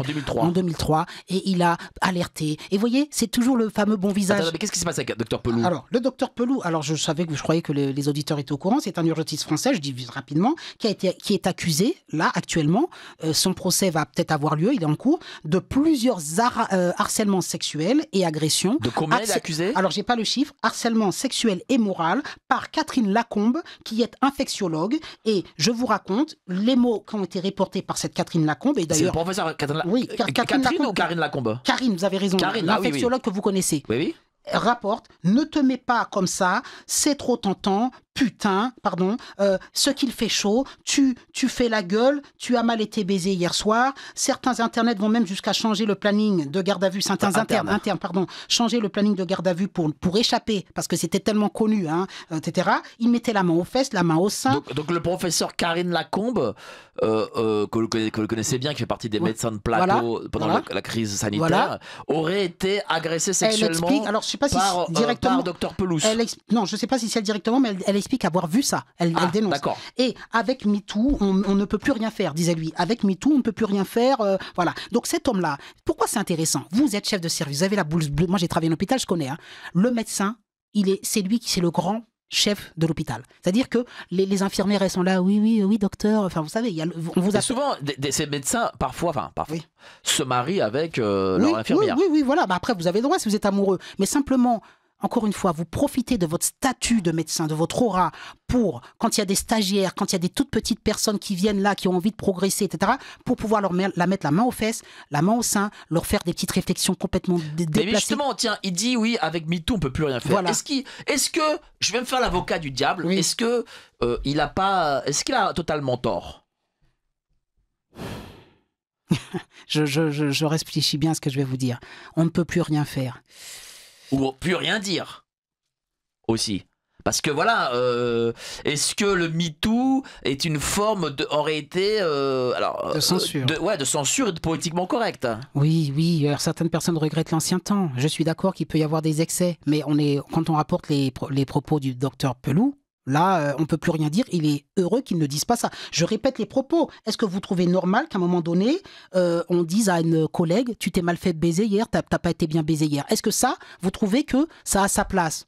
On ne peut pas accuser la personne d'être prude et de dire, ah ben non, profitez de MeToo pour dénoncer ça. Vous n'avez pas envie de supporter ça, d'entendre ça de la part mais dans quel contexte ça a été dit? Est-ce que ça a été dans une forme de camaraderie? On peut être grivois, par exemple, entre mecs, parfois on est entre grivois, ça c'est possible. Bon, et si je vous dis, monsieur Borowski, en vous regardant la partie postérieure, c'est trop tentant là, c'est trop tentant. On peut être grivois là aussi? À un moment donné, vous n'êtes pas un objet. Donc, moi, je veux bien qu'on fasse des blagues grivoises, mais là, vu ce qui a été dit, puis il n'y a pas que ça. De toute façon, il y a des attouchements. Vous n'allez pas toucher quelqu'un dans les fesses, ni au niveau des seins, en disant « je suis grivois ». Le corps de la femme, ça lui appartient à ce moment-là. Donc, en tout cas, lui... j'entends qu'il y a des excès avec MeToo, mais la réalité, c'est que je veux juste reprendre l'histoire de la blouse blanche. Je fais le parallèle avec le Schwarzenegger, le docteur Le Schwarzenegger. Et même si Gérard Müller n'est pas médecin, je fais le parallèle avec lui en termes d'aura. Je pense que si vous demandez aux gens est-ce qu'un psychanalyste est un médecin, la plupart des gens vont croire qu'il est médecin, parce que les gens n'ont pas la connaissance précise. C'est comme un psychiatre est un médecin, par exemple. Un psychiatre est un médecin. Donc demandez aux gens la différence entre un psychanalyste et un psychiatre, ils ne la connaissent pas. Donc les gens pensent que le docteur Miller était un médecin. Enfin, le docteur, d'ailleurs, vous voyez, j'ai fait un lapsus, on ne dit pas docteur Miller, justement. Mais on pourrait croire. Donc pour moi, je les mets un peu dans le même panier de l'aura du médecin, de l'aura du savoir. Désormais, en plus, le docteur Gérard Müller avait, entre guillemets, c'est un écrivain, enfin un auteur. Donc en gros, il a des connaissances que n'ont pas les personnes. Donc il y a... Et puis il a été légitimé par France Télévisions, la chaîne de l'État. Voilà. Le grand intellectuel de la gauche. Et quand vous avez cela, vous avez face à vous des infirmières, et c'est pas du tout pour leur faire injure, mais qui n'ont pas le même savoir des connaissances, parce que c'est toujours impressionnant. L'autre, il a écrit des livres, il passe dans les émissions, il sait plein de choses, il emploie des mots des fois que je comprends pas, vous voyez, bon, sans faire du tout injure à ces professions-là, mais il y a une différence culturelle et de niveau intellectuel, on est d'accord, hein, je ne fais pas injure, j'espère, en disant cela. Eh bien, qu'est-ce qui se passe? Eh bien, lui profite de ça, donc a profité ou aurait profité, le docteur Pelou, pour pouvoir alors terroriser les personnes. Elles évitaient, les internes ont été jusqu'à changer de planning plusieurs fois pour dire non, je ne vais pas me retrouver face à lui, parce que je sais qu'il va me maltraiter. Mais le point commun entre bien sûr, docteur Pelou... Oui. Entre Dr Pelou et Gérard Miller, et pas le troisième médecin. Docteur Le Schwarzenegger. En tout cas, entre l'un et l'autre, c'est que derrière ça, il y a toujours un discours moralisateur public. Oui. Et c'est vraiment le point commun que je remarque avec ces personnalités publiques. Vous remarquez bien, le Dr Pelou, en plus, je l'ai croisé personnellement un jour dans un salon du livre, il a été infect avec moi. Voilà, ça, vous ne le plaisez pas, peut-être. J'étais pas assez belle. Et je vous assure, il m'a rembarré. Et je voyais bien qu'il courait après les autographes de femmes. Hein. Je voyais. Hein. Je ne l'intéressais pas. J'aurais été une blonde à forte poitrine, il se serait arrêté. Mais moi, je ne l'intéressais pas. Vous auriez été Charlotte Dornelas. Ah oui, Charlotte, la belle Charlotte. Oh. Là, si vous me prenez par les sentiments. Bon, je vous passe un petit coucou, Charlotte, si vous me voyez. Charlotte, allez, vous avez un fan avec notre ami Jean-Luc Robert. J'arrête. Non, mais pour revenir sur cela... Mais voilà, revenons sur le sujet. On a l'impression que le point commun aussi, c'est que lorsque l'on passe dans les médias, on a ce discours moralisateur derrière. Et c'est pour ça que j'avais dit, alors je sais que j'avais parlé de ça sur GPTV, j'avais dit, moi je suis pour que lorsqu'on retrouve les faits, enfin les faits sont avérés, qu'on démasque les personnes. Alors eux, ils sont des personnages publics, mais moi ce que j'aime pas, c'est cette double face, ce double visage. Vous avez dans la réalité, ça vous est déjà arrivé, vous par exemple, justement, vous êtes une personne qui avait côtoyé beaucoup de stars, enfin beaucoup de personnes du showbiz, ou en tout cas qui sont très médiatisées. Bah oui, je côtoie Nini Vlam, qui est du show business. Tout à fait. Bon, je parlais qui avait une grosse notoriété, mais je sais pas, peut-être qu'un jour Vivi Vlam, j'espère. Et vous les voyez dans la réalité et vous dites, ah ben il est plus sympa que ce que j'imaginais. Ou alors inversement, vous voyez la personne, elle passe pour une sainte, et en fait la réalité, quand vous la voyez, vous avez un très très mauvais ressenti. Ça vous est déjà arrivé plein de fois. Moi ça m'est arrivé. Eh bien, Dr Pelou, je vous cache pas que j'avais apprécié son action de 2003 et j'ai voulu le féliciter, et surtout j'ai voulu lors de ce salon lui poser la question de ce qu'il pensait des tablettes données aux enfants, parce qu'il avait fait un article là-dessus. Et moi j'avais un point de vue différent du sien, je voulais juste échanger intellectuellement. Il m'a méprisé, voilà. Alors que le docteur Pelou, si vous demandez à toutes les personnes qu'un cas sexagénaire et tout, ah ben c'est l'homme qui a sauvé les hôpitaux. Il est vu comme un saint. Alors vous dites qu'il a été ministre, je suis même pas au courant. Non, il n'a pas été ministre. Non. Je pensais à quelqu'un d'autre. Non, il n'a pas été ministre. Mais enfin, il aurait pu être ministre. On est d'accord. Enfin, vu l'aura qu'il avait. Il est macroniste, il aurait pu être ministre. Voilà, Macron aurait pu l'appeler. Donc, vous voyez ce genre de personnage. Déjà, quand quelqu'un est macroniste, c'est suspicieux. Mauvais point. C'est la suspicion commence. Vous devriez savoir que le type il est macroniste, il ne faut pas l'approcher. Hein. Mais en tout cas, parce que Macron, bref, on sait que, je ne vais pas rentrer dans les détails, mais on a l'impression qu'il ne défend pas les bonnes personnes. Mais toutes ces personnes-là, et je vous dire, vous avez dit quelque chose de vrai, mais je veux parler de plus fort encore. On parle du lubris, et je pense qu'il faut comprendre qu'une star, lubris, c'est extrêmement important. Je peux faire un parallèle aussi, encore une fois, avec Gérard Depardieu, encore, sans dire que, ok, il n'a pas été accusé encore officiellement et tout ça.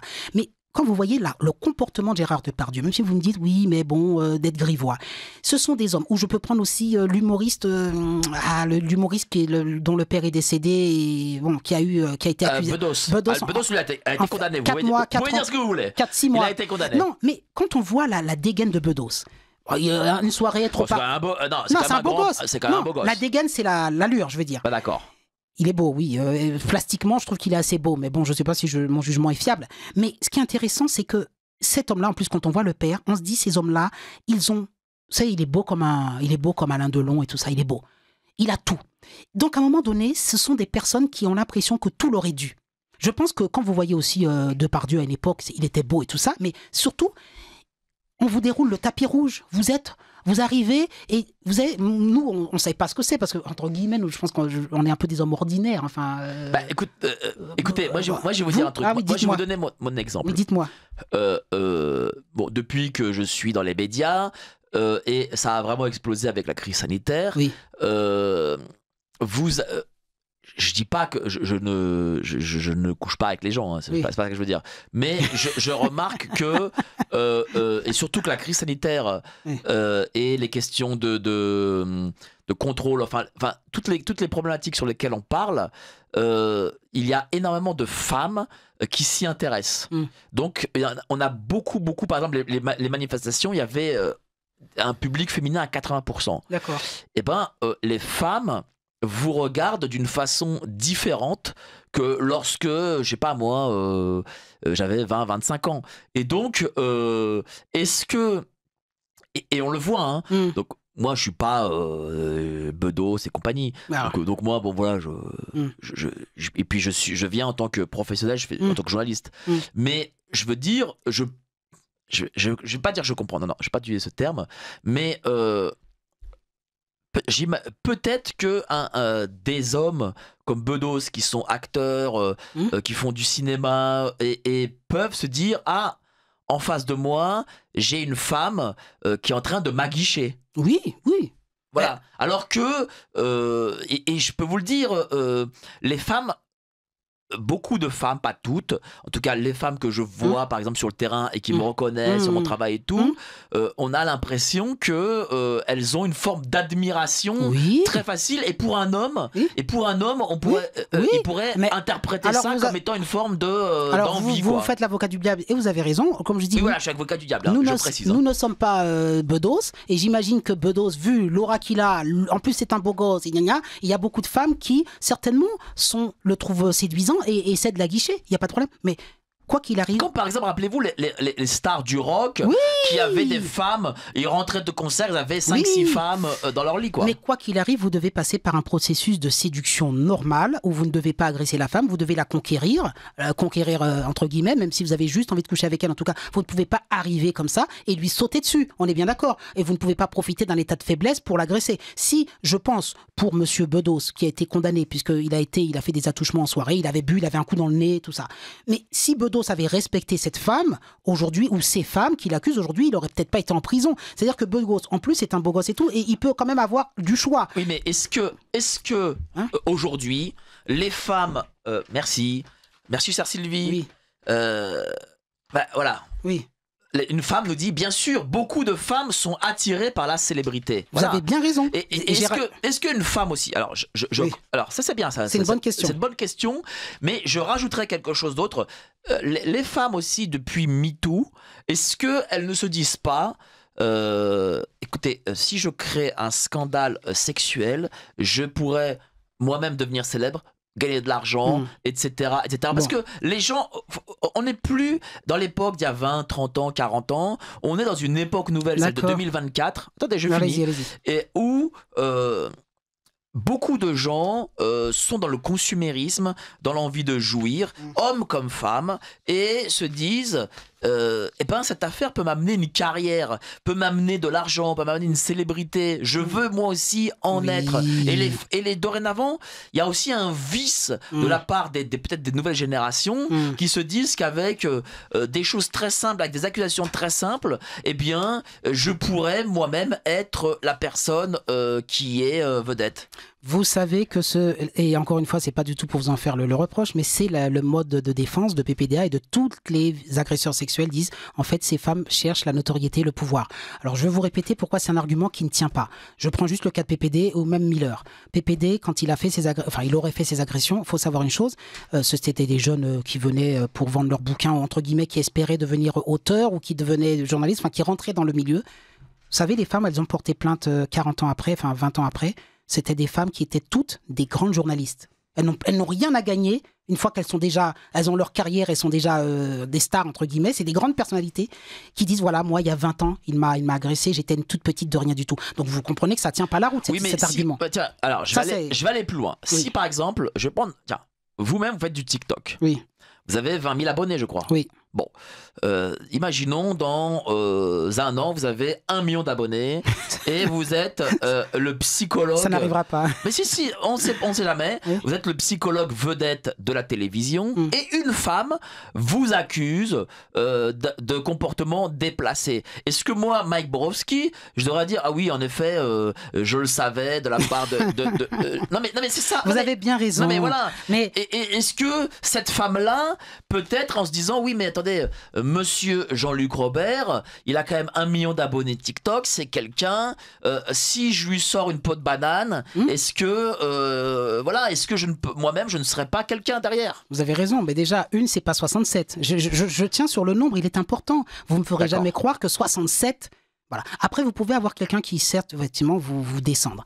Mais après, dans ce cas-là, il y a ce qu'on appelle la justice. Vous pouvez démontrer, lui montrer à quel moment je t'ai agressé. Montre-moi les textos, montre-moi tout ça. Monsieur Coé, il y a eu des faits.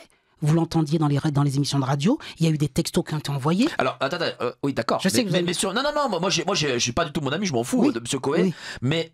on a appris dernièrement que l'une des victimes a dit ah oui mais il faut lui prendre 500 000 €. Oui bon écoutez. Ah bah oui. Non, c'est très bien ce que vous dites. Mais vous savez, moi j'appelle ça des entourloupes d'avocats. On va essayer de discréditer toutes les accusatrices et monsieur Coé il est entouré d'une armada d'avocats. Vous savez, je repense aussi, je fais pas de coq à l'âne, je sais que ça semble, mais c'est des sujets qui...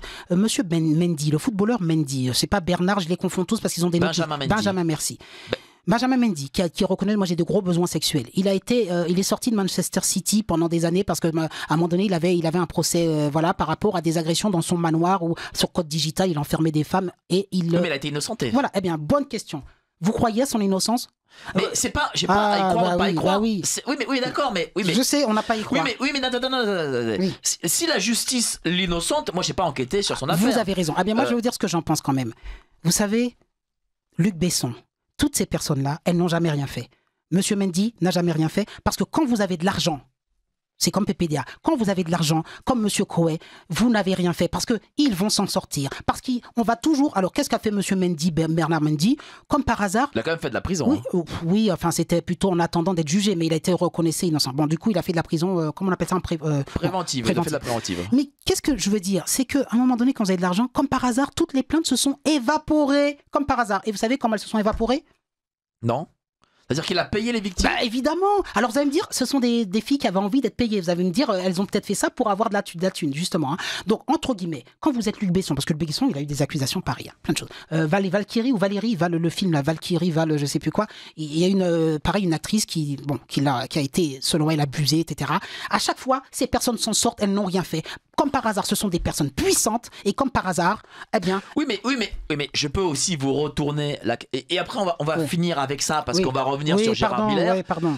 Mais je pourrais aussi retourner la chose en disant oui, mais Monsieur Jean-Luc Robert, est-ce que ces filles-là vont aller dire que Monsieur Gérard Martin les a violées? Non, elles vont dire Monsieur Luc Besson, Monsieur Benjamin Mendy parce qu'ils sont quelqu'un.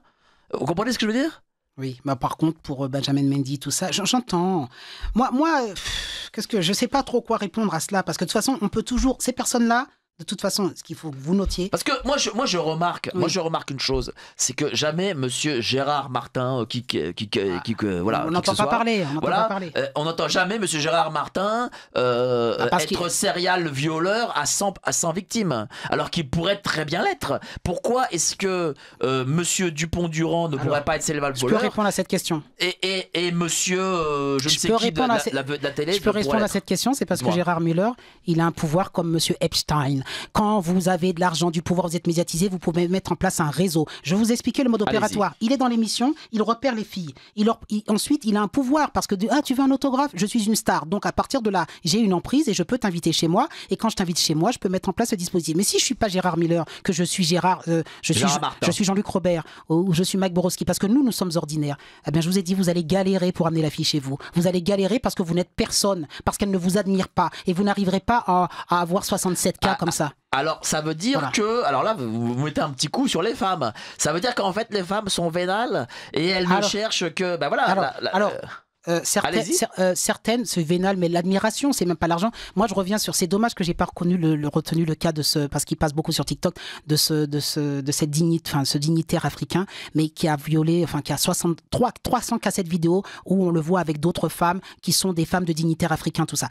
Vous savez ce qu'il a, cet homme? Et je sais pas si c'est peut-être plus les femmes africaines, mais effectivement, je pense que du côté du matériel, il y a un attrait. Le pouvoir, la puissance, l'argent. Ça attire certaines femmes. Je suis désolé, hein. Je veux pas... Donc ça veut dire que les victimes, enfin les supposées victimes ne sont pas aussi victimes qu'on le dit, c'est ça? Alors c'est pas trop ce que j'ai dit, mais ce que je veux dire par là, c'est que certaines femmes, il faut le reconnaître, mais encore une fois, c'est pas toutes les femmes. Hein. Je veux vraiment pas qu'on pense que je dise que les femmes sont comme ça, mais sont attirées par le pouvoir. Écoutez, ne me faites jamais croire. Je vais vous dire un truc. Quand vous êtes Vincent Cassel, tout ça. Mais attendez, moi je peux dire aussi comment ça se fait que Monsieur François Hollande puisse se marier avec Julie Gaillet? Bonne question.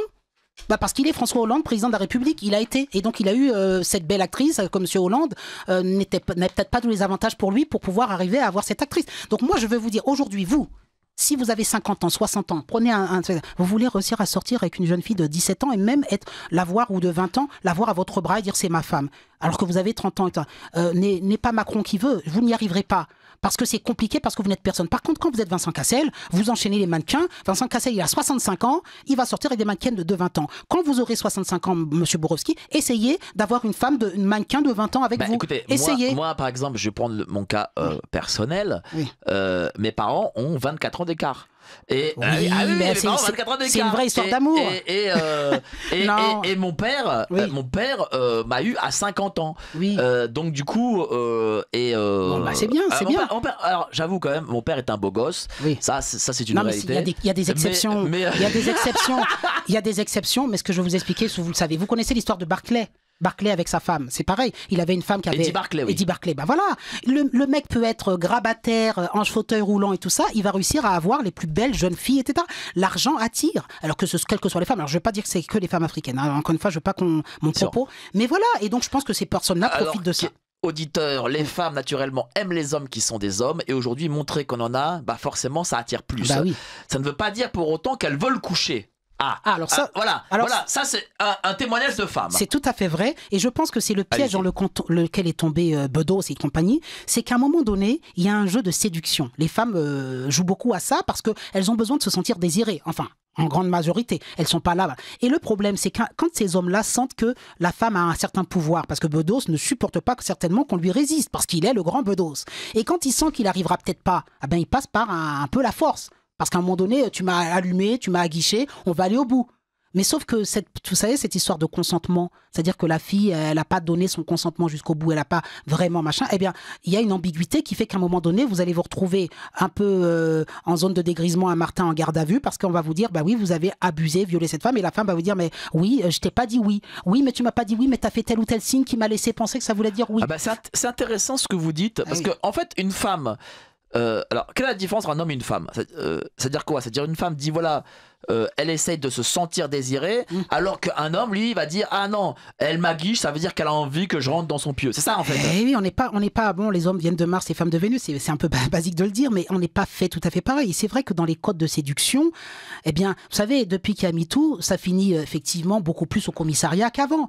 Mais il y a des fois un malentendu, c'est-à-dire qu'on a l'impression que la fille est consentante. Elle est consentante pour que ça, peut-être au final qu'il y ait un rapport sexuel, mais peut-être pas dans la même chronologie. C'est-à-dire que peut-être pas dès le premier rendez-vous. Et les hommes vont penser que ça voulait, c'est fait, quoi. que c'était oui. Et donc le problème, c'est que dans cette ambiguïté-là, il peut y avoir. Bon. Mais n'allons pas dire que c'est systématique. On parle de Gérard Miller, oui, 60, là, 60 fermons cette parenthèse. 67 On cas. a parlé un peu de rapport homme-femme, Voilà. parce que là, derrière, il n'y a pas une ambiguïté, c'est-à-dire qu'il n'y a pas des femmes qui ont parti voir Gérard Miller et qui ont dit Non. non. C'est pas, je vous ai dit, Ça n'a pas de rapport ça avec, n'a pas de rapport. avec Bedos, par exemple. Et comme je vous ai dit, c'est Gérard Miller, c'est pour moi. C'est-à-dire que lui, en fait, Oui. il prévoyait, j'utilise toujours, enfin, il prévoirait, ou j'utilise le conditionnel, c'est dans le sens où comment dire, dans sa stratégie, il disait voilà, je vais faire venir madame quelle qu'elle soit, je vais l'hypnotiser et je vais faire ce que j'ai à faire avec elle. Voilà. C'est ça en fait. Voilà, et comme vous C'est êtes pas du tout une rencontre entre lui et une consenti, femme. il n'a pas fait l'effort de séduction. Il n'a pas fait l'effort de séduction et puis la femme n'a pas n'a pas été ne s'est pas montrée. Et vous savez pourquoi il n'a pas fait cet effort?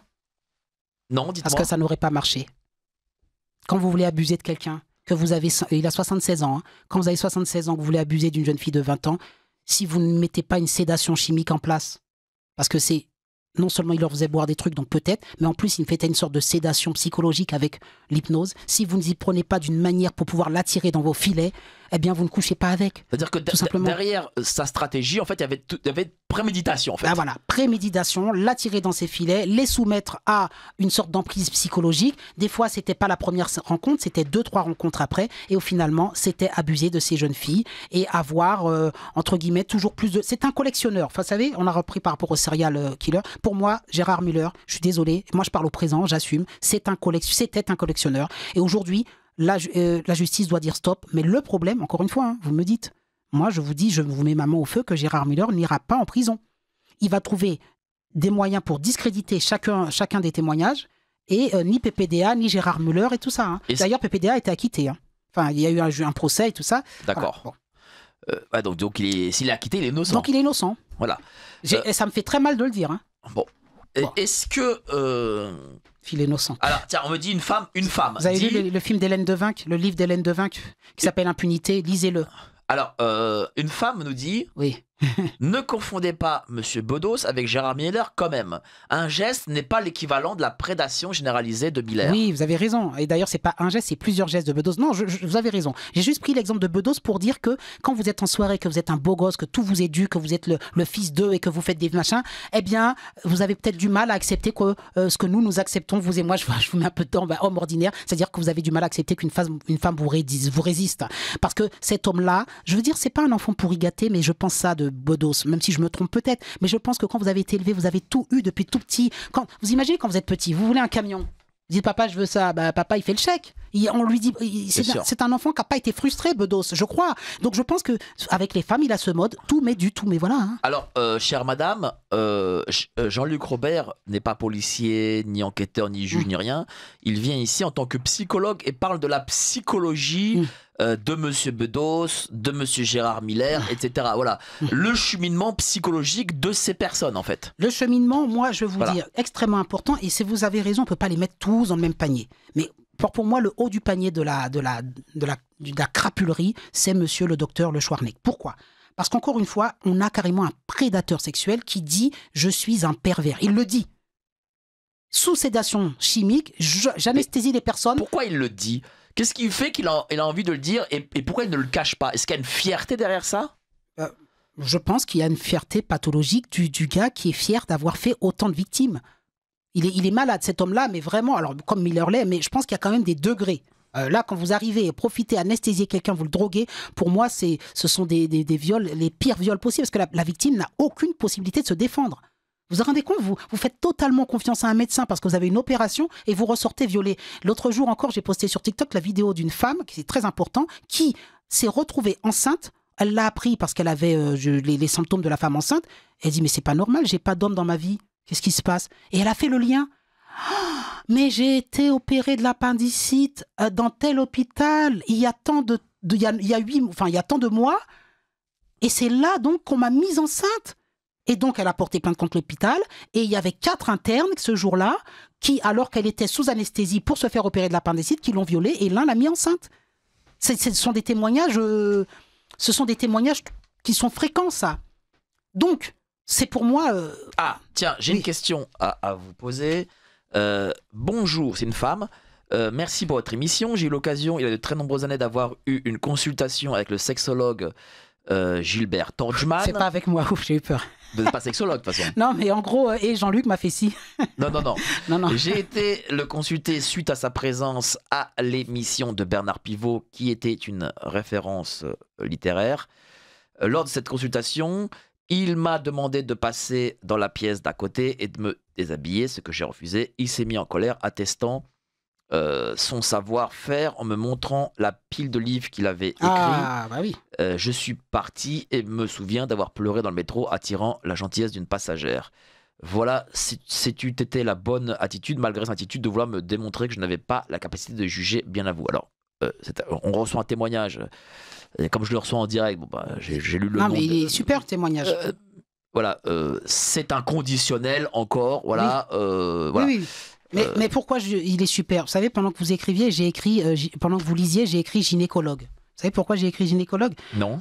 Qui ne connaît pas, qui n'a pas vu, qui n'a pas entendu des histoires de femmes expliquant que le gynécologue a dérapé ? Il y a beaucoup d'histoires comme ça, de médecins ou de femmes qui portent plainte parce que leur gynécologue, à un moment donné, a dérapé. Je veux dire, quand vous êtes médecin et que vous avez des femmes qui se déshabillent face à vous, vous savez, moi je travaille avec des médecins généralistes, tout ça, tout le temps.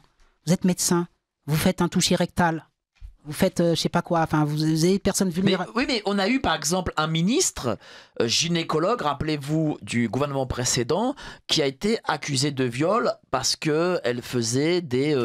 Ah oui, c'est vrai. Ah, c'est vrai. Alors c'était une femme qui accusait une autre femme. Cette femme, c'était un docteur et compagnie qui aurait... En fait, on l'accusait d'avoir eu des méthodes brutales et la femme s'est sentie violée.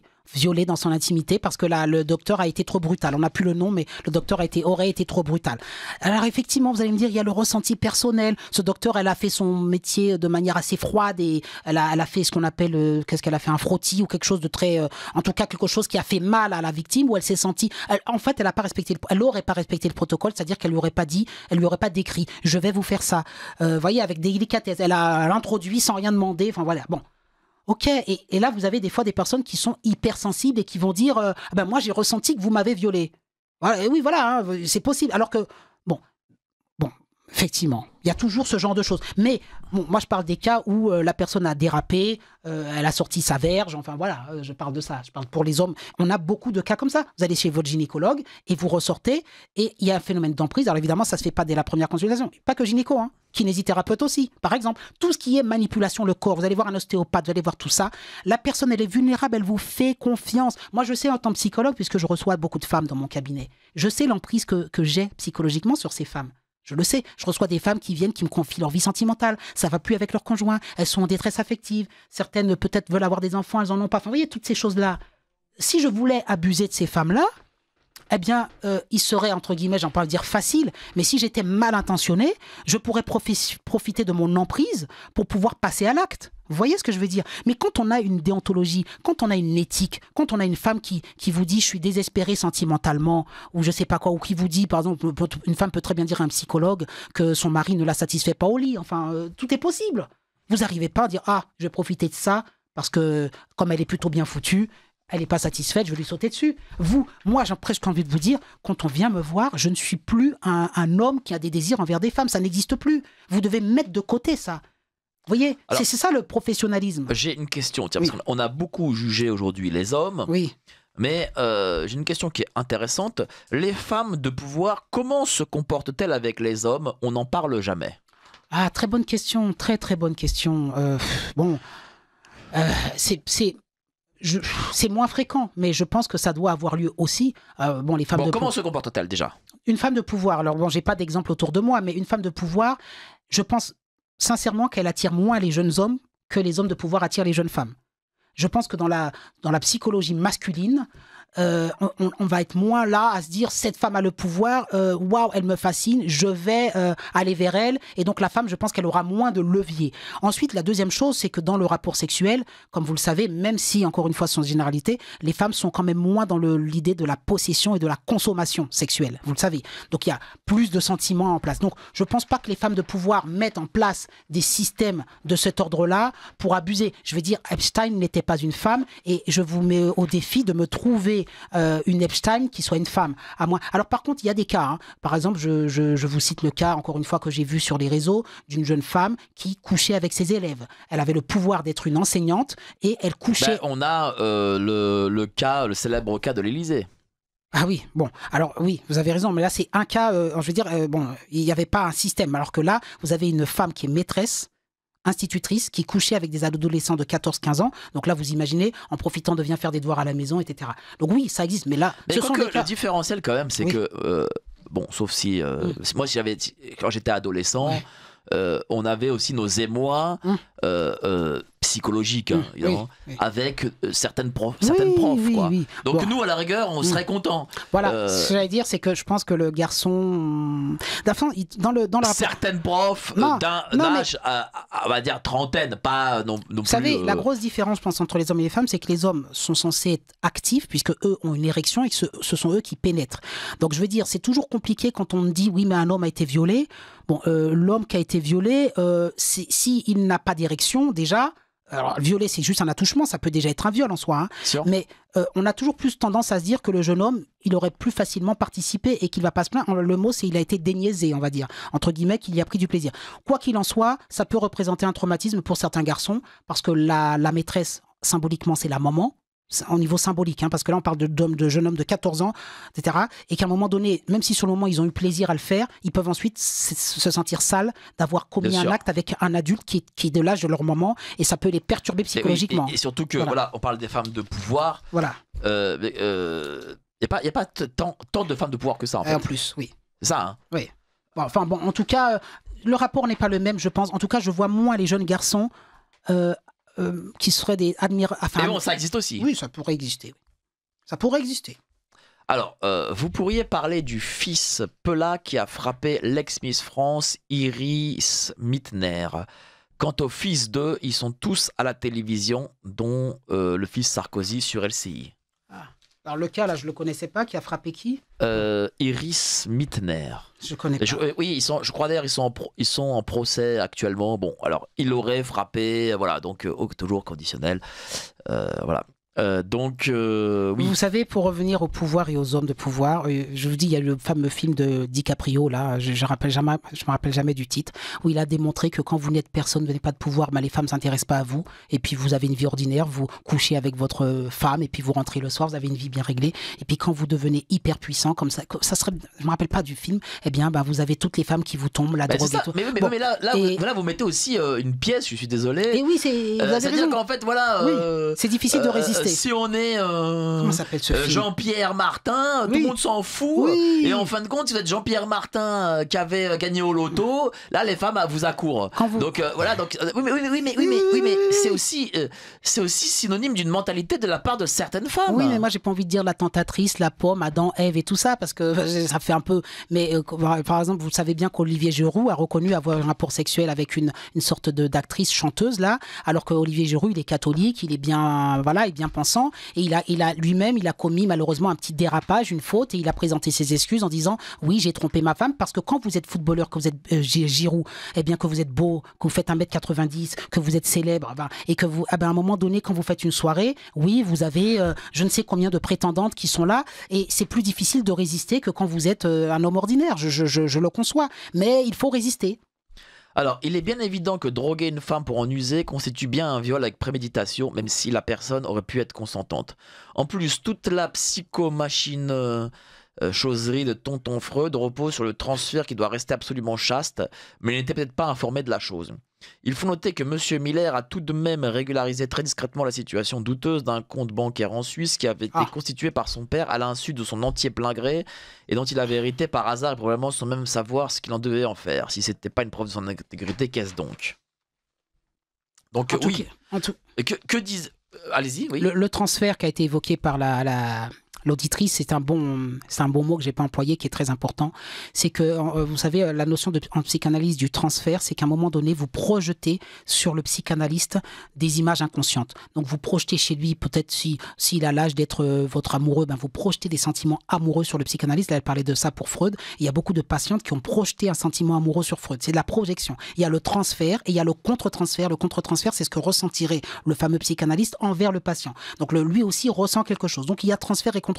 Et Gérard Miller profitait probablement du transfert qu'avaient ces femmes, c'est-à-dire qu'elles projetaient sur lui, alors pas, je pense, l'amoureux, mais plutôt le papa, le père, puisque c'était une différence d'âge. Et quand vous faites confiance à votre père. Oui, parce que parce que peut-être que ces femmes-là avaient une forte fascination. Oui. Comme moi, j'ai reçu aussi une des victimes de Monsieur Matzneff. Oui. Mais voilà, il y avait une volonté de père. Voilà. Et alors que là, le père n'est pas un père, il est un amant. Ce qui n'est pas pareil. Et vous savez ce qu'on dirait, si on avait une interprétation psychanalytique, on dirait que c'est un inceste symbolique. C'est-à-dire qu'il sait parfaitement qu'il représente le père pour ses filles, et en tant que père, il abuse de ses filles.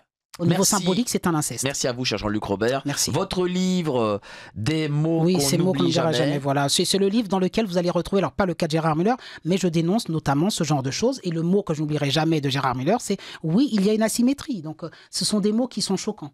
Et on peut vous retrouver aussi sur TikTok, oui, Jean-Luc Robert sur Jean-Luc TikTok. Robert 4.4, je suis le quatrième. Voilà, Jean-Luc Robert. En tout cas, merci cher Jean-Luc. Merci à vous, monsieur Borowski. Les gens, pourquoi j'ai fait une émission aussi avec vous? Parce que d'ailleurs, vous m'avez donné ce sujet, mais en plus, les gens réclamaient votre présence c'est gentil. pour une deuxième fois. Voilà. Oh là là, je suis vraiment touché. Merci à vous, les auditeurs. Merci, passez une excellente journée, un excellent week-end et à la semaine prochaine. Allez, salut, ciao. Voilà. En France, voici comment se déroulerait le déclenchement d'une frappe nucléaire.